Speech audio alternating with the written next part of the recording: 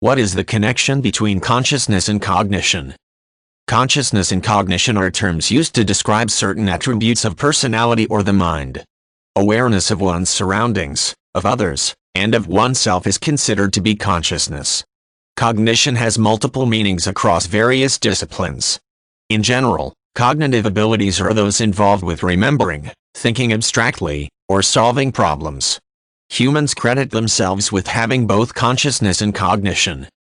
Testing or discerning consciousness and cognition is difficult. Even unambiguous definitions are hard to come by. One sign of consciousness is the ability for self-recognition in a mirror. A baby develops this ability within about the first 18 to 24 months of life.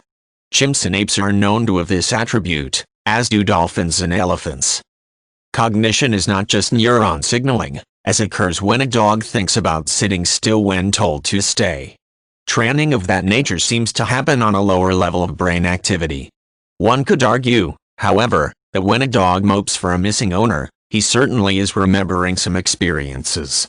Is he thinking about the owner actively and consciously, and is he aware of something being wrong or uncomfortable? Consciousness and cognition are difficult to separate in this case. Elephants have a strong matriarchal society.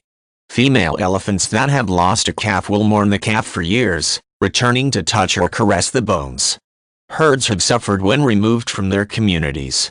Societal exchange seems to be a part of consciousness and cognition, though not a sufficient criterion. Ants and bees, though very social, are not thought of as conscious beings.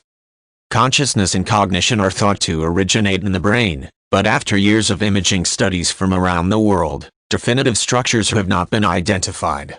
Rather, some diverse brain activities may be involved, which raises the question of how continuity of self-awareness is preserved as its physical site changes.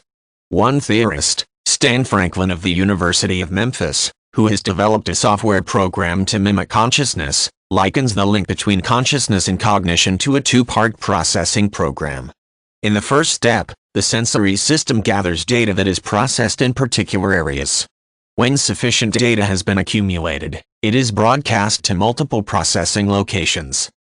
Another aspect of consciousness and cognition is the observation that children assume that consciousness is continuous and without boundaries. Similar children's tales from around the world have characters transformed into animals or plants and transformed back again. An example is the frog prince who waits for a kiss from a princess to be returned to his original state. The child does not lose track of the character's identity or doubt that its existence is unbroken. This continuity is at the heart of self-consciousness.